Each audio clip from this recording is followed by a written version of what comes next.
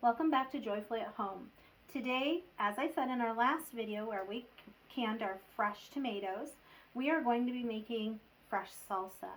We're going to get all of our ingredients together and then we will go ahead and simmer our salsa and get it jarred up for your pantry.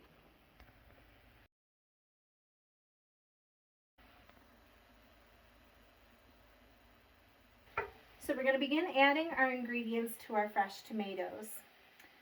First, you're going to put in 1/3 of a cup of vinegar. Make sure that your vinegar now is 5% acidity. You can either use white or you can use apple cider, either is fine. But a lot of your vinegars now are coming in at 4% acidity, which is not enough for canning. So make sure you have a 5% acidity in your vinegar. You're also going to need 1/3 of a cup of sugar, 1/8 of a cup of canning salt, 2 teaspoons of black pepper ground. We also need 2 teaspoons of ground cumin, and about 2 teaspoons of minced garlic. If you have fresh garlic, it would be about 2 cloves.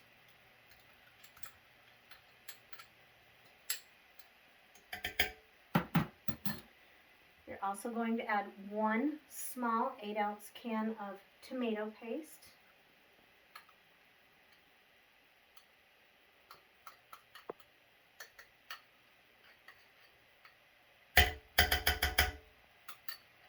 And then you're going to add all of your chopped vegetables. We have about equal amounts of green pepper, diced onions. They can be roughly chopped, both of these.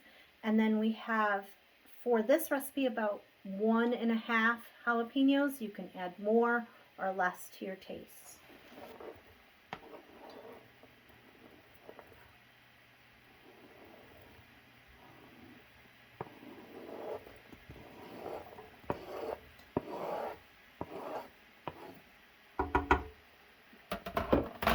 Once all of your ingredients, your vegetables, and your spices, once everything is added, you stir everything together. Make sure it's mixed well.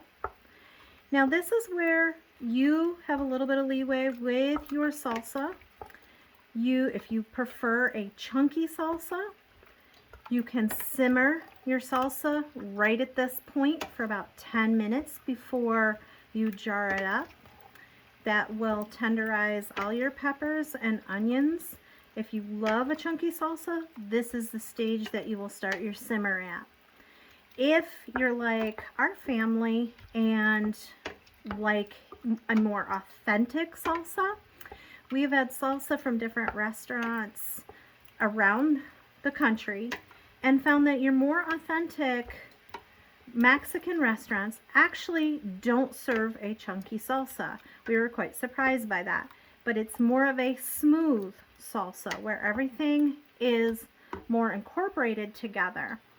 And to do that, we will use a stick blender, hand immersion blender, whichever you call it. But it looks just like this. And we will go ahead and we will use that to blend our ingredients together.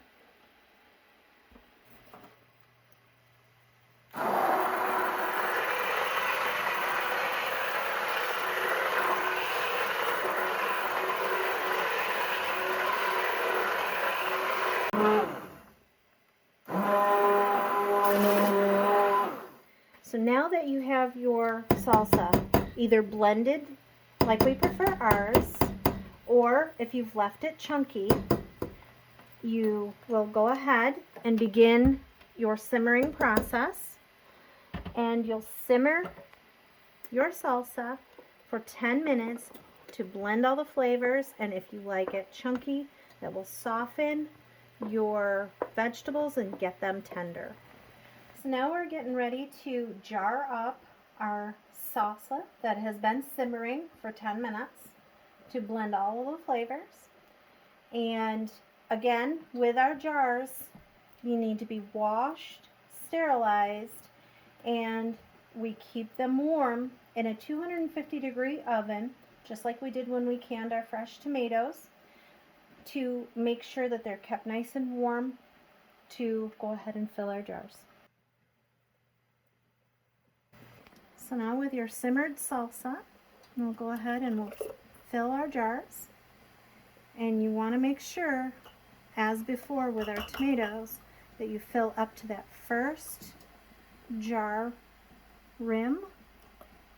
That will leave enough head space to make sure that you have enough space for your salsa to seal.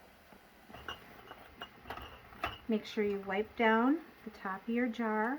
Make sure there's nothing that's going to get in the way of your lid and your band in their sealing. Finger tighten them down, and you have a jar of salsa that is ready for your canner.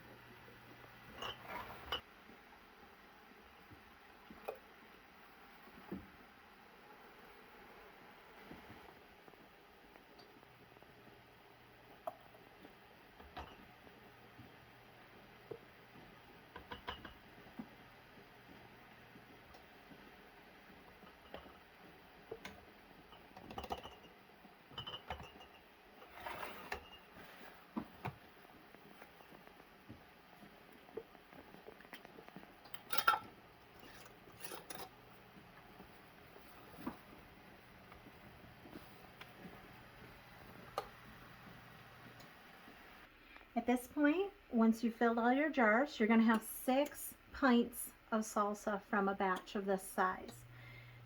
You'll go ahead and put them in your boiling water bath, which again, because it's a tomato-based product, you're okay to do a boiling water bath because the acidity level is high enough that the boiling water bath will kill any bacteria.